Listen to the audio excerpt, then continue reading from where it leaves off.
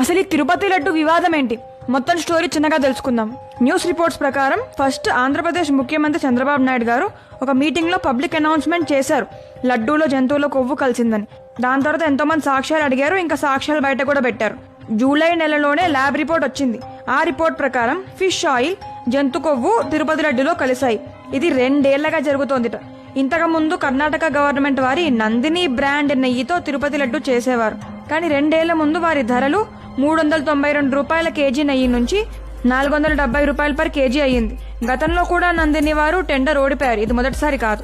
అందుకే గత 2 ఏళ్లగా వేరే ఢిల్లీలోని ఆల్ఫా అనే సంస్థ నెయ్యి సప్లై చేసేది తక్కువ ధరకి. వారు నెయ్యి పేరు మీద ఏం సప్లై చేశారో తెలియదు కానీ ఈ గత 2 ఏళ్లలో చాలా మంది లడ్డూల క్వాలిటీ పడిపోవడం గమనించారు. వెంటనే బూజు పట్టేయడం, సువాసన రుచి లేకపోవడం, తొందరగా పొడి అయిపోవడం లాంటివి. లేటెస్ట్ రిపోర్ట్స్ ప్రకారం అయితే నెయ్యి క్వాలిటీ బాలేదని ఎలాగో రుజువు అయిపోయింది. భగవంతుడి పవిత్రమైన ప్రసాదం పేరు మీద ఇంత మోసమా అని అందరూ ఆవేదన పడుతున్నారు.